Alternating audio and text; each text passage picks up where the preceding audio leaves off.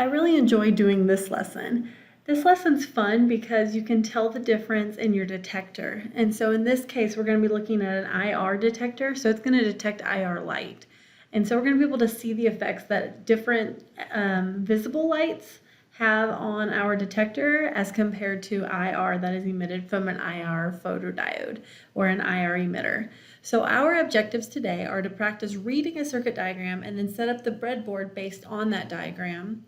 Then to transmit IR light from an IR emitter and receive this light with an IR sensitive photodiode. Then we want to control that light state, so whether or not the LED is on or off, and so we're going to do that with a push button. Here are the materials required. We are going to want a breadboard, which you see here, some wires, of course, a microprocessor with our cable, and then an LED, and it can be any color. Various resistors. I'm going to be using a 220, a 10, and a 1 mega ohm resistor. And then you're also going to need an IR receiver, which we see here in black, and an IR transmitter or emitter. And then the last thing you need is a push button, and it can be anything. You can sometimes see these actually on Christmas lights a whole lot. And so that is just a little button that you see here. Now, the way the button works is that these two pins here across from each other are internally connected, but they are not connected to the ones on the other side until you push that button. So pushing the button causes the two sides to be connected, and based on our code says that when those two are connected, the light is going to be on, and when they're not connected, the light is going to be off. And so you're able to tell whether or not you have that connection based on whether or not your LED lights up. Now, we are going to use an LED that's colored at first. Why? Well, IR light is not visible to the human eye. And so if you put your IR bulb in there at first and you're not seeing any changes, you may not know whether or not your IR is actually working or if it is a problem with your wiring. And so this is a great way to test your wiring, make sure that's working, and then you can test your sensor and see if things are working accordingly. So that's what we're going to do first. We're going to hook up an IR light bulb or an LED light bulb into our board first, and then we will replace it with an IR bulb. So what I want you to do is, before really looking hard at this breadboard that you see here, I want you to go ahead and try and create a breadboard on your own just based on the circuit diagram. So here is our circuit diagram. And you're able to see a few things, such as the 5 volts here is your input voltage. And so that input voltage is going to come here into your receiver, through a resistor, and then to ground. But simultaneously, you have a voltage divider here where you are reading the voltage at this point between your photoresistor, and it's kind of like a like-dependent resistor that we looked at before. Same kind of idea, where you've got a voltage above your voltage divider and a voltage below. And so depending on the light that this photodiode is measuring, essentially we're able to read the voltage off of it. But simultaneously, your 5 volts, your power is going to come through your button, but only if your button is pressed. And so if your button is pressed, you then are going to have one loop coming in here, so that's why this is an input. So your 2 and your 8 are going to be digital, but this is going to be an input because this is the direction your power is coming, from your 5 volts to the 8 volts. But this is also sort of treated like another voltage divider because you're essentially reading the voltage between your 5 volts that you started out with and this 10 kilo ohm resistor that's leading to ground. Simultaneously now, you have 2 also serving as an output, where voltage is coming through your resistor, lighting up your LED, and then going to ground. But this loop is only active if you tell your Arduino to activate it. How do you tell it to activate it? Well, you say, hey, input 8. If you are detecting that voltage accordingly, then turn on 2. If you do not detect this voltage, then do not turn on 2. And so it's essentially a controlled circuit that's using an input parameter, that of whether or not my button is pressed or not, to produce an output state of bulb on or bulb off. So try and set this up. You have your 1 analog pin here, and then you have your 2 digital pins here. You've got your 5 volts. You could also run it to 3.3 volts, doesn't really matter. And then your ground is running to all 3 parts. So try and set that up first. Go and stop your video and try it. And then after you do that, you're welcome to look at this picture that I have shown you here, which is how I set up my breadboard. But of course, there's lots of ways to achieve a very similar circuit diagram above. You'll also want to download this sketch. This will be the one we're using first. We're going to do 2 different sketches, but this is the one we're going to do first. So download this and let's see what happens. Here is the sketch that we've got, and I'm going to go ahead and upload it to my board just so you can see that that's what's working. And then when we're done uploading, we can press our button and we can see the light turns on, and whenever we let go, light turns off.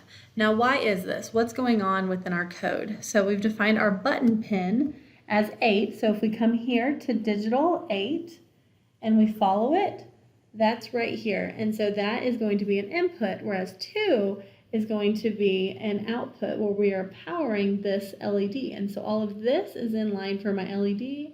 These are my buttons, and that is my receiver or my detector. So I'm defining my button pin here as the output or the input for 8. LED pin is 2, which you see here in my yellow. My sensor pin, which is my voltage divider here, going here for my A0 for orange. And then this sensor value, I'm just defining that as a value there. Next, I'm defining what all of my functions are. So each of my pins, I've got my 1 analog and my 2 digitals. I'm defining them as either an input or an output. Next, I'm going to decide what to read. So remember, I already defined that the sensor value is going to be a number up here, but now I'm going to say, what is my sensor value? It is the reading that I'm getting from my sensor pin, and my sensor pin was A0. So what that says is I want to monitor right here at this point. And so we've set up a voltage divider so that way we can tell any changes that happen in resistance due to changes in light here at my IR receiver.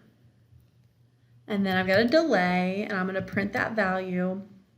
And then basically that's going to depend upon the button. Okay, so meaning while we are simultaneously reading these values off of our IR receiver, we're also thinking about what's happening with our button. So this says, if my button is pressed like this, then my LED needs to be in a high state. How does it know that it's pressed or not? Well, it knows if it's pressed because of the button pin.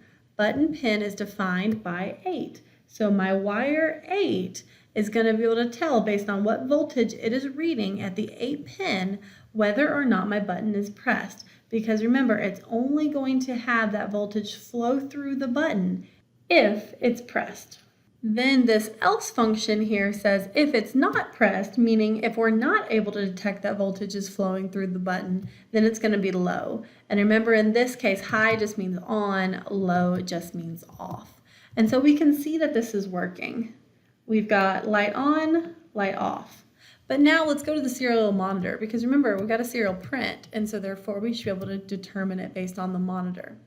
All right, so let's look at these values. I don't know why it always just has a little bit of a high state at first, but then it tends to kind of even out, and you're able to see that these are all very low numerical values. If I turn on my LED now, you might think, oh, I'm turning a light on, therefore the resistance of my IR receiver might change, but in actuality it doesn't, which is good, which means our photo receiver is only going to be sensitive to that IR light. It's not sensitive to the UV or the visible light that might come off of my LED. And so notice we're just not seeing any changes.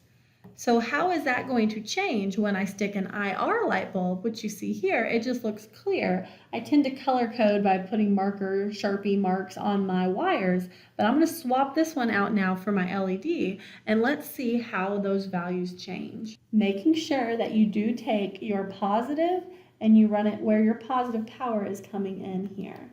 And so I'm going to do that, and then I'm going to try and situate it so it's really close, because that LED is going to emit in all directions, and my receiver needs to be able to receive it. And so I've now got this situated as such. I'll come back over here to my serial monitor, and I can see that I'm still seeing readings. But what happens now when I press this button?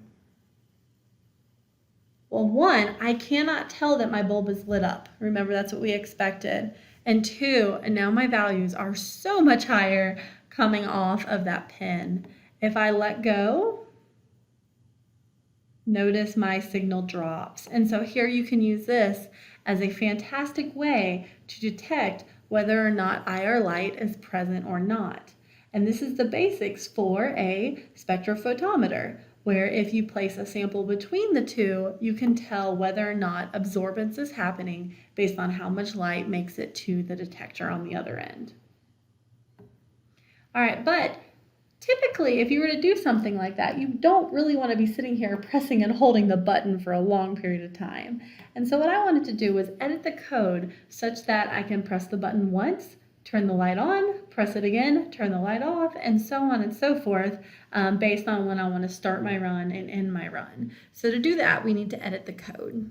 So go back to the website, and that was the first code that we used, but now we're going to use the second code. The code that I found here is where I incorporated a lot of these changes. So remember in the very first lesson, I talked about how you don't need to necessarily know how to write. You really got to become good at Googling and reading. And so what I did was I looked at this example, and I liked what it did here.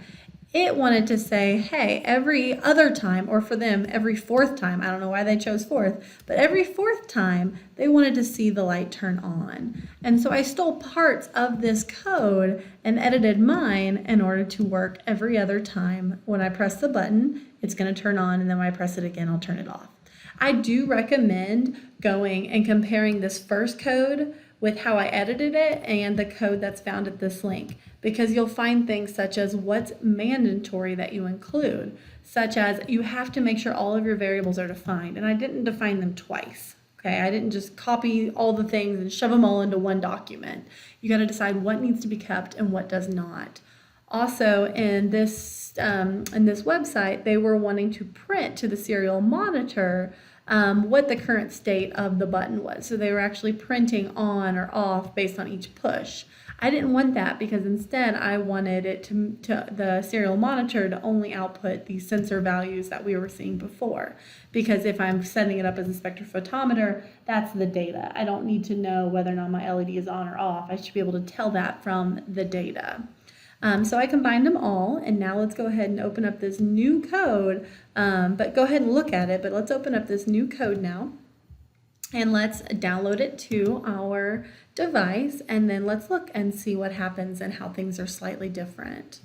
So if I open my serial monitor now, I'm going to get readings, and they're going to be pretty low until now. That's because the way this code starts, it actually starts it with the button on, and so your LED pin is actually on. But let me press and hold and turn off my LED, and now you can see that it's low. And notice I let go of my LED and it's still in this low state. But now I'm going to press and hold, and I do think you need to long press or else the LED may not pick it up. And so now see how I turned it on, and then I can long press, turn it off, and then a long press and turn it on. And so just by looking and Googling and looking at other options out there, you can get it to do the function that you want it to do. Now, why do I say you have to long press? Well, what I found is if you just do these little short presses, sometimes it doesn't pick it up. And that's because of this delay here in the code. We are having a slight delay, and we're doing these two things simultaneously. But a long press always seems to work. Okay, so, and that's another thing, is whenever you're combining code, it may not be perfect, but does it get the job done? And as long as it's getting the job done, then you have fulfilled your goal. Because you could be spending hours troubleshooting code and making it perfect. But we're trying to learn more about the chemistry here and allowing that to teach us about things such as detectors, like you see in this video. So with that, you have now designed a nice little circuit that allows you to detect IR light. And so we can use this in many ways later on to define even neater instruments.